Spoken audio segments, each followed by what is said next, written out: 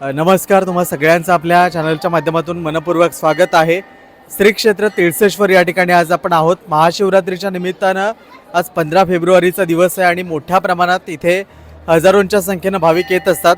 आपल्यासोबत वाडा पोलीस ठाण्याचे पोलीस निरीक्षक दत्तात्रय केंद्रे साहेब आहेत। साहेब, यावर्षीची 2026ची जी महाशिवरात्र आहे या संदर्भात इथे जे भाविक जमलेले आहेत त्या संदर्भात आपण भाविकांना काय आवाहन कराल? कोण सुरक्षेच्या प्रथम महाशिवरात्री निमित्ताने पोलिसांच्या वतीने सर्व भाविकांना महाशिवरात्रीच्या खूप शुभेच्छा।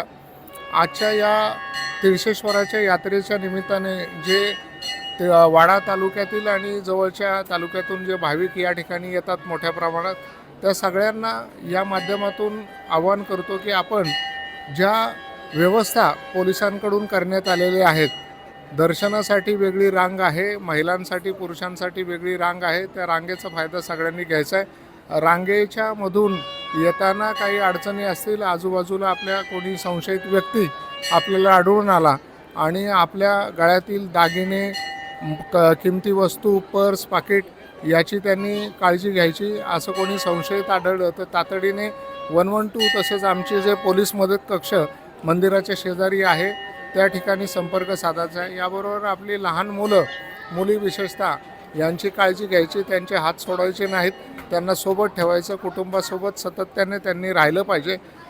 आपण जेव्हा गावापासून इकडे येताना त्यावेळी वाहतुकीची आणि आपल्या मोटरसायकलची विशेषतः काळजी घ्यायची आहे। मोटरसायकलवर हेल्मेट घालून ट्रिपल सीट न येता व्यवस्थितपणे रस्त्याने डाव्या बाजूने यायचं। ज्या ठिकाणी आपल्याला वाहतुकीची अडचण वाटते त्या ठिकाणाहून माहिती आम्हाला द्यायची। त्या ठिकाणी पोलीस बंदोबस्त नेमलेला आहे, वाहतुकीचे अंमलदार नेमलेले आहेत। या ठिकाणी पार्किंगची व्यवस्था भरपूर प्रमाणात गावातल्या लोकांच्या माध्यमातून केलेली आहे।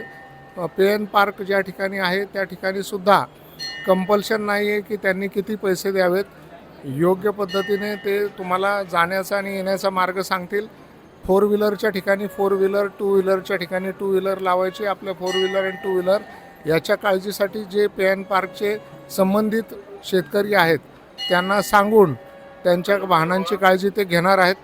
त्याच्याबरोबर येताना आणि जातानाच्या मार्गावर कुठेही इतर संशयित व्यक्ती वस्तू मिळून आली तर पोलिसांना माहिती द्यायची आहे।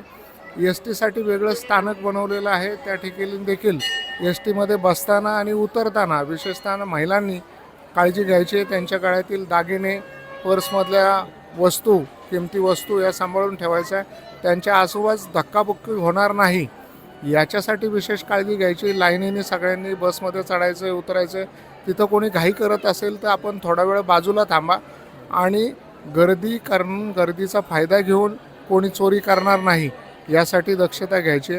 त्याचबरोबर ज्या ठिकाणी पोलिसांनी फेरीवाल्यांना अलाउड केलं नाही त्या ठिकाणी फेरीवाल्याकडून काही खरेदी करायचं नाही, जेणेकरून फेरीवाले त्यांच्या दिलेल्या क्षेत्रामध्येच फेरीचा धंदा करू शकतील आणि आपल्या येण्या जाण्याच्या मार्गावर विनाकारण रेंगाळत थांबायचं नाही, ज्यामुळे लोकांना वेळेवर दर्शन घेणं आणि यात्रेमध्ये त्यांच्या काही खरेदी करायची, त्याच्यासाठी जाण्या येण्याची कुठल्याही प्रकारची अडचण राहणार नाही।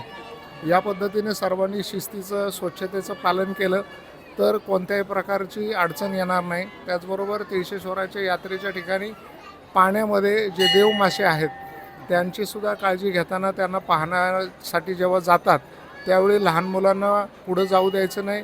तिथं जी संरक्षण व्यवस्था केलेली आहे त्याच्या मर्यादेत राहून मग ते मासे पाहायचे आणि त्याच्यानंतर जाण्याचा आणि येण्याचा जो वेगळा मार्ग आहे त्या मार्गाचा वापर करायचा आहे असं आवाहन मी करतो।